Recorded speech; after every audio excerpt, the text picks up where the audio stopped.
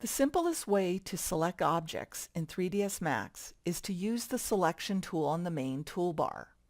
Then click on an object in any viewport. When you mouse over an object, you'll see a yellow preview highlighting around it. And when you click to select it, a blue selection highlight surround the object.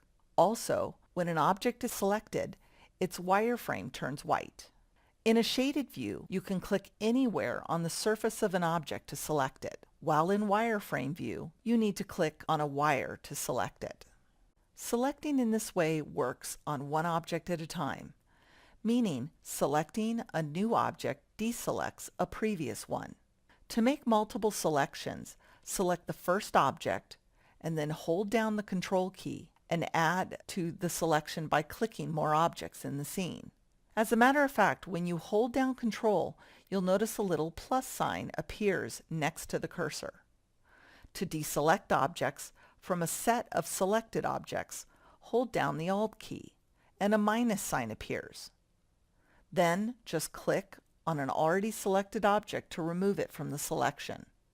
To deselect all objects, click an empty area of the viewport.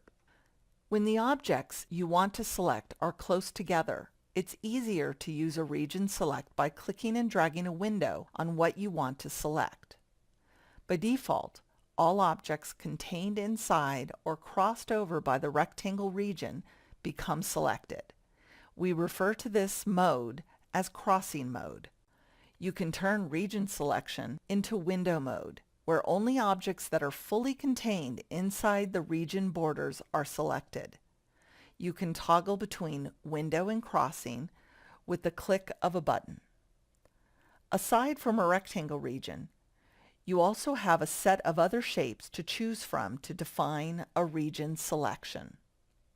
A circular region, a fence region, which you start with a click and a drag, then click away to create the shape of your choice.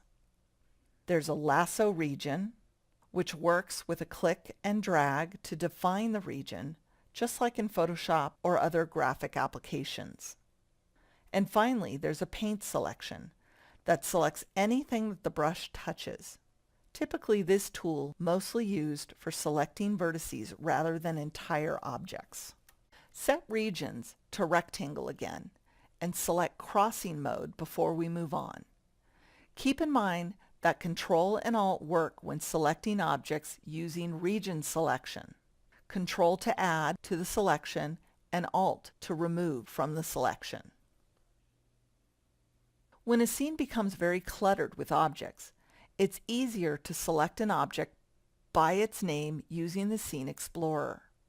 By default, the Scene Explorer is located on the left in a docked panel. You can select one object or many objects at a time with the help of the Control key. The Scene Explorer panel consists of a menu bar, toolbars, and a table view of objects in the scene, with a row for each object and a column for each displayed object property. As you can see, this dialog underlines the importance of giving objects descriptive names. In the search area at the top of the Scene Explorer, type in seat, S-E-A-T. This brings up all the objects in the scene that have seat in their name. Select all the seat objects using Control and click. When you have a selection of objects that you know you need to repeat later, you can create a relationship between these objects in a variety of ways, using selection sets, groups, layers, and so on. For now, we'll look at selection sets.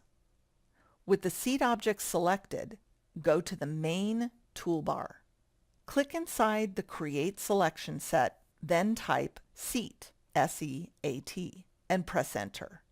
This creates a selection set to make things easier. For example, deselect everything by clicking in an empty area of the viewport.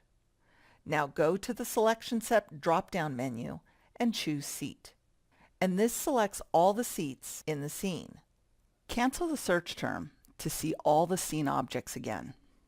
The same drop-down menu is also accessible at the bottom of the Scene Explorer. This is a very handy tool to catalog objects that go together. And selection sets are saved with the scene, so you don't have to recreate them every time you open the scene.